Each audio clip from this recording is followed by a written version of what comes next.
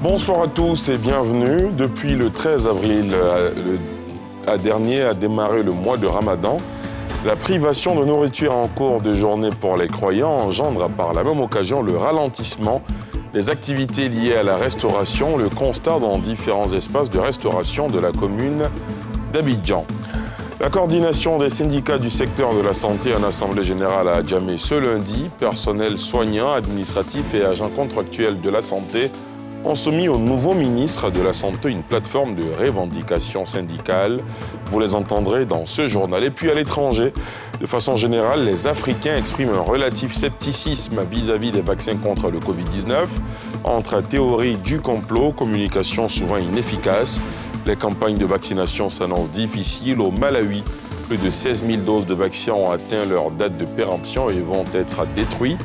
Tandis qu'au Sénégal, les centres de vaccination tournent au ralenti, faute de candidats au vaccin.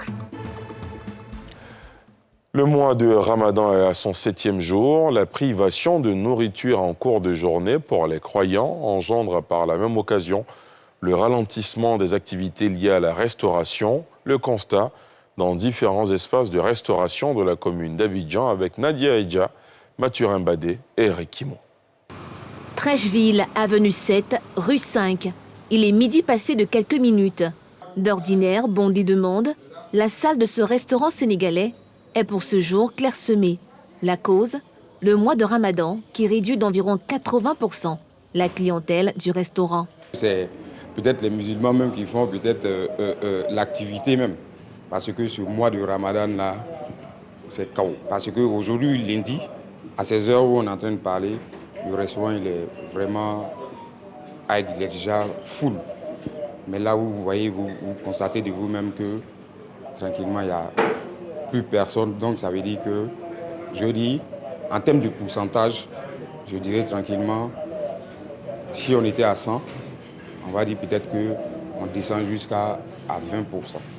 Et pour cette période, le service est assuré par un personnel minimum. En cette période, on fait la moitié même. C'est-à-dire la moitié des travailleurs font 2 semaines et l'autre moitié fait 2 semaines parce qu'il n'y a pas d'activité en temps réel. La baisse des ventes pendant le jeûne musulman, une réalité commune à ces restauratrices de la commune de Cocody. Dans le quartier d'Oufouékro, au campus de Cocody, toutes ont dû réduire la quantité de leur stock. En tout cas, l'activité a chuté au moins de 50%. Donc, vraiment, c'est difficile pour nous, les restauratrices, de s'en sortir. Mais avec ça, on fait un peu. On fait tout juste un peu pour nos clients qui ne sont pas musulmans. Avec le Ramadan, on voit un peu de basculement concernant le rendement. Voilà, le rendement a beaucoup baissé parce qu'il n'y a pas assez d'hommes. Dans le rendement, on peut dire que c'est juste la moitié qu'on gagne de ce qu'on gagnait auparavant. Même constat dans cet espace gastronomique à l'abattoir de Port-Boué. En ce début d'après-midi, la viande rôtie sur le grill en attendant les clients. Habitué à ce moment de vache maigre, le président des vendeurs sur ce site relativise. Le mois de Ramadan, tout le monde connaît que vraiment c'est difficile un peu. Donc, c'est le soir, c'est le soir. Bon, si Dieu t'a donné ta chance, le soir tu peux en avoir ça, tu peux manger. À côté de ces commerces qui ont réduit de moitié leurs activités, certains sont en cessation temporaire de leurs activités. Le Ramadan a démarré depuis ce 13 avril et prend fin le 12 mai prochain. Quels sont justement les différents rites du Ramadan, mois de jeûne musulman, et quelles dispositions pour une pratique agréée? Comment jeûner sans compromettre sa santé? Des réponses à ces questions ont été données aux membres du mouvement Le Voile Ma Pudeur en présence de Thiemé Dandje et Harouna Zeba. Les jeunes filles musulmanes voilées à l'école des bonnes pratiques cultuelles et nutritives du Ramadan, réunies au CNMS d'Abidjan Cocody à l'initiative de leur forum dénommé Le Voile Ma Pudeur. Elles ont été instruites sur les rites islamiques et les dispositions alimentaires à suivre. Le premier orateur s'est appesanti sur les recettes spirituelles d'un jeune agréé. Pour bien profiter, il faut prendre soin de ce que nous disons. Il faut éduquer sa bouche. Ne dire que ce qui est bon, agréable. Surtout, interdire le mal, ordonner le bien. Il faut éduquer ses yeux. Ce que je regardais de répréhensible avant, étant en jeune, je baisse les yeux. Tes oreilles, tu essaies de te donner un défi pour tes oreilles. Je vais détourner mes oreilles de toute futilité. Je vais détourner mes membres. C'est comme ça qu'on éduque spirituellement sa personne. Et quand c'est comme ça, ça te donne l'élévation. Et à la fin du jeûne, du ramadan, tu te sens léger, élevé, tu es satisfait intérieurement. Et quand c'est comme ça, ça veut dire qu'Allah aussi est satisfait de toi. Le second conférencier a relevé les mesures alimentaires dont le suivi s'impose pour profiter pleinement des grâces rattachées à ce moment de dévotion et de pénitence sans compromettre sa santé. Le jeûneur doit savoir faire sa rupture de jeûne, doit savoir prendre aussi ses repas après les prières, les différentes prières. Et également, le jeûneur doit pouvoir mieux s'alimenter, je dirais, à l'alimentation de l'aube, d'un peu avant l'aube, appelée communément le suhour. Il doit d'abord privilégier les fruits, entre autres les dattes. Et également, il peut prendre des oranges, il peut prendre de la banane, déjà fortement recommandé. Et également, il pourra prendre un peu de thé, notamment du thé, du café, pas trop chaud. L'objectif étant de dilater ce estomac-là qui a fait 13 heures de temps à jeûner. Voilà, un estomac donc qui sera vide. Il faut pouvoir mettre des aliments dedans pour démarrer notre alimentation le soir. Prendre des aliments qui vont donc dilater notre estomac. Cette autre activité du forum, le voile Ma Pudeur, a été également marquée par un partage d'expériences.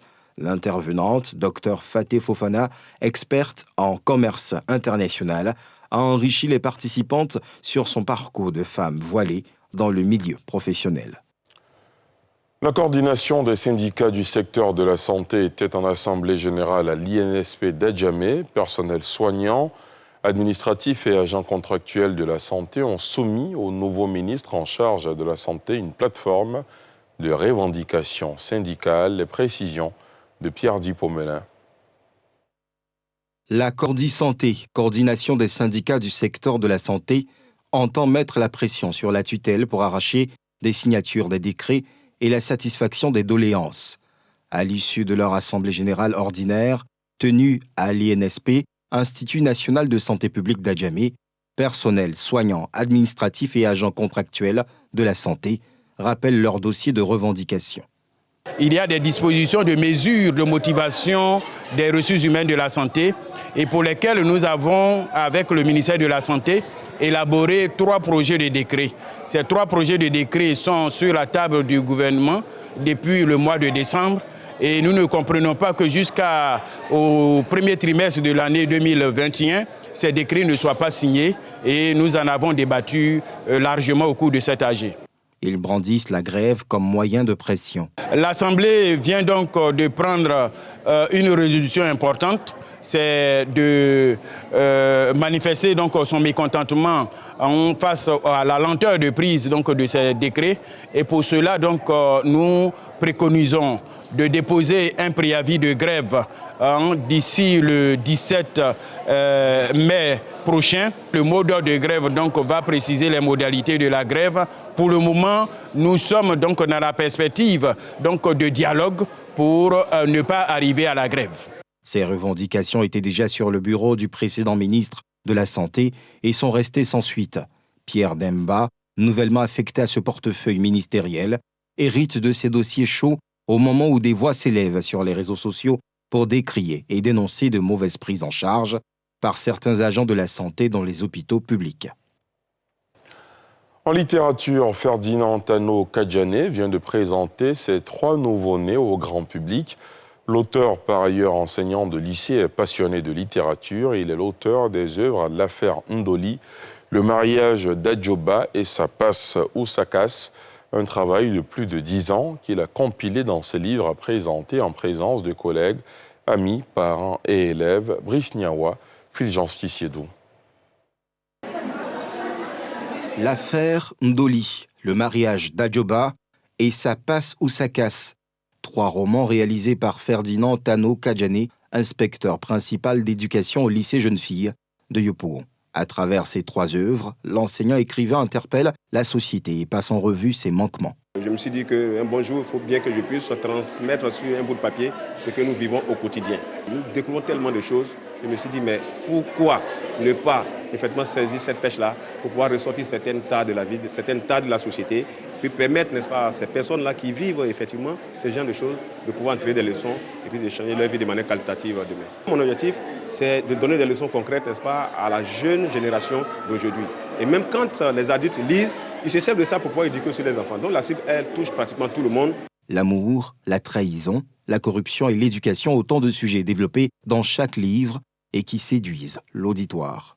Cette œuvre, non seulement se lit facilement, mais au niveau de la narration, il existe une certaine rapidité. Les actions sont précipitées, au point qu'on a l'impression d'assister à un film d'action, à la James Bond. Il est fécond, il a plusieurs œuvres à son actif. Donc c'est ce qu'on lui demande, continuer à produire des œuvres de qualité qui servent le monde, notre société, qui contribuent à la bonne marche de notre société. Déjà, le livre m'apporte beaucoup de bienfaits dans la dictée. J'ai acheté ces 2 livres parce que par sa façon d'agir avec nous, je pense qu'il y a beaucoup de conseils dans ces deux livres qu'il a écrits. Notons que ça passe ou ça casse, sa dernière œuvre de 122 pages, est apparue le mardi 13 avril 2021 aux éditions L'Île Habile. L'affaire Ndoli, le mariage d'Adjoba, paru plus tôt en 2019, n'avait fait l'objet de dédicaces officielles. Dans l'actualité sportive, les Ivoiriens Taekwondo In ont brillé à la 18e édition de l'Open International d'Espagne qui a refermé ses portes hier. Les athlètes ivoiriens Cissé Cheikh Salah et Ruth Gbagbi ont remporté la médaille d'or de l'édition 2021 de ce rendez-vous international des arts martiaux qui s'est tenu du 16 au 19 avril. Salif Yalekwe. Le drapeau ivoirien a flotté haut ce dimanche sur la 18e édition de l'Open International d'Espagne. Cissé Cheikh Salah et Ruth Gbagbi ont remporté la médaille d'or à cette compétition qui a réuni 350 athlètes venus de plusieurs pays. Après un parcours sans faute dans ces combats, qui l'ont opposé à Garcia Daniel d'Espagne, Villen Manuel d'Espagne et le russe Kamalov Raphaël, le champion olympique Cissé Cheikh Salah a battu en finale le britannique Caden Cunningham. Même performance pour sa compatriote Ruth Gbagbi, qui a brillamment défendu son titre de numéro 1 mondial de taekwondo au niveau des dames dans la catégorie des moins de 67 kg à cette compétition. Ruth Gbagbi a obtenu la médaille d'or en finale face à la Croate Jelik Matea qui a signé forfait. Un grand pas pour les 2 athlètes avant les Jeux Olympiques de Tokyo qui se tiendront du 23 juillet au 8 août prochain. Assisterons-nous à une crise dans le football européen? Des clubs européens ont décidé de créer une ligue de football en opposition à la Ligue des champions organisée par l'UEFA, l'Union des associations européennes de football. La FIFA, pour sa part, a réagi suite à cette décision. Tous les dessous de cette affaire dans ce sujet de Salif Yalekwe.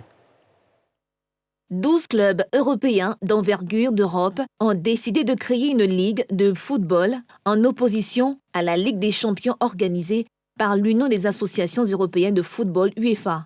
Parmi les clubs frondeurs, l'on peut citer entre autres les Anglais Arsenal, Manchester United, Manchester City, Tottenham, Liverpool, Chelsea, les clubs espagnols tels que le Real Madrid, Barcelone, Atlético Madrid et de 3 des plus grands clubs italiens, Juventus, Turin, AC Milan, Inter Milan.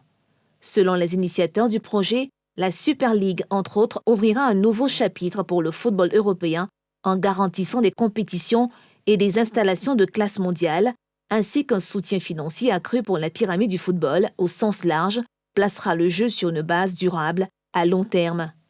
Bousculé par l'annonce d'une Super League privée par 12 clubs européens majeurs, l'UEFA a adopté ce lundi sa réforme de la Ligue des champions à l'horizon 2024 qui prévoit plus d'équipes, plus de matchs et un nouveau format.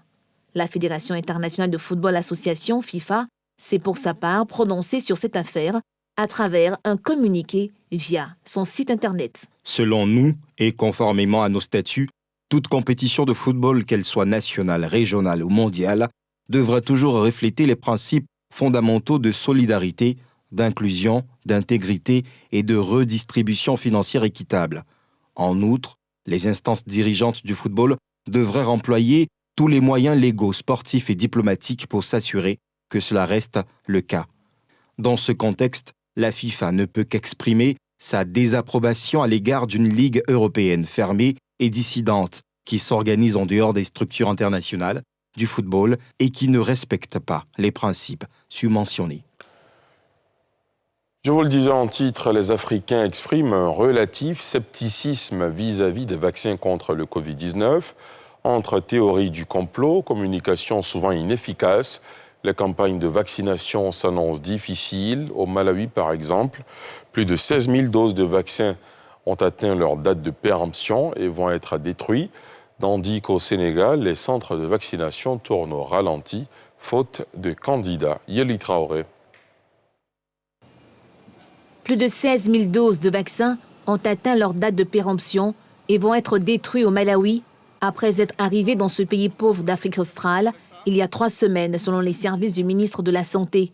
Sur ce lot de 102 000 doses envoyées par l'Union africaine, quelques 16 400 n'ont pas été utilisées et ont expiré mardi. Sur le total de 530 000 doses reçues dans le pays via le programme COVAX, le gouvernement indien et l'UA, toutes du vaccin AstraZeneca, 46% ont été utilisées à ce jour. Ces 16 000 doses de vaccins qui ont expiré seront incinérées et nous essayerons de le faire en public pour que les gens sachent que ces doses ont bel et bien été détruites. Depuis le début de sa campagne en mars, le Malawi a seulement vacciné 300 000 personnes sur les 11 millions ciblés et les scientifiques redoutent des pics de contamination dans les 6 à 8 prochaines semaines. Difficile de lutter contre la désinformation. Je n'ai pas encore reçu le vaccin Covid parce que j'ai entendu dire que les personnes qui le reçoivent ont des caillots sanguins, que d'autres meurent et que certaines deviennent impuissantes. Alors maintenant, j'ai peur de le faire. Alors qu'un peu partout dans le monde, l'impatience gronde face au manque de doses, au Sénégal, l'affaire peut être expédiée en quelques minutes parce que les Sénégalais ne se bousculent pas pour se faire injecter l'un des 2 vaccins disponibles ici, le chinois Sinopharm ou le britannico-suédois AstraZeneca. Les craintes liées aux effets secondaires de ce dernier ont attisé un scepticisme déjà bien répandu dans le pays. Le gouvernement a dû revoir sa stratégie. Au début, quand il était question de débuter la vaccination, les cibles, c'était juste le personnel médical. Après, on a inclus les personnes âgées de plus de 65 ans avec comorbidité. Ensuite, il y a les personnes de plus de 65 ans sans comorbidité. Et récemment, et présentement, on est en train de vacciner toutes les personnes qui ont plus de 20 ans. Il faut dire que le nombre de contaminations et de décès est en baisse depuis des semaines au Sénégal. Et les restrictions anti-Covid ont été levées après les émeutes de début mars. Autant d'éléments qui n'encouragent pas à vaincre les réticences. Si les priorités ne se présentent pas, ou bien on risque de perdre des doses, mais on vaccine les autres cibles. Le vaccin AstraZeneca représente la quasi-totalité des doses distribuées dans le cadre du programme international COVAX, destiné à assurer aux pays pauvres l'accès à la vaccination. L'armée tchadienne a affirmé ce lundi avoir tué plus de 300 rebelles qui mènent une incursion depuis 8 jours dans le nord du pays et perdu 5 militaires dans des combats. Le pouvoir d'Idriss Déby Itno assurant que la situation est sous contrôle. Les combats ont fait rage samedi entre les forces nationales tchadiennes et les rebelles du Front pour l'alternance et la concorde au Tchad, le FACT. Dans ce contexte, plusieurs partis d'opposition et des organisations de la société civile ont signé ce week-end un appel au cessez-le-feu. Ils demandent également à Idriss Déby l'ouverture d'un dialogue national inclusif pour apaiser les tensions. On retrouve Yeli Traoré. Plus de 300 rebelles tués et 150 faits prisonniers. C'est le bilan fourni par l'armée tchadienne ce lundi. Un groupe rebelle, le Front pour l'alternance et la concorde au Tchad, FACT, avait lancé une offensive depuis ses bases arrières en Libye le 11 avril jour de l'élection présidentielle que le président et maréchal Déby, qui dirige le pays depuis 30 ans, est assuré de remporter. Les vaillantes forces de défense et de sécurité ont fini de traiter la colonne de terroristes qui s'est aventurée au nord de la province du Kanem ce jour 17 avril 2021. Le FACT a pour sa part affirmé dimanche dans un communiqué avoir procédé à la libération de la région du Kanem, où se sont déroulés les combats de samedi, alors que le porte-parole de l'armée tchadienne évoque un bilan particulièrement lourd pour la rébellion. Après les opérations de ratissage, le bilan s'établit comme suit. Côté ami, nous déplorons 5 martyrs et 36 blessés. Côté ennemi, plus de 300 terroristes neutralisés, 150 terroristes faits prisonniers, dont 3 hauts responsables. Des chars ont été positionnés lundi sur les principales avenues de la capitale N'Djamena, ce qui a entraîné des scènes de panique dans certains quartiers. Dans le massif de Tibesti, frontalier avec la Libye, mais aussi dans le nord-est, qui borde le Soudan, des rebelles tchadiens affrontent régulièrement l'armée depuis leur base arrière dans ces pays, depuis que M. Déby s'est emparé du pouvoir par un coup d'État en 1990. Et c'est ici que prend fin ce journal. Merci de l'avoir suivi.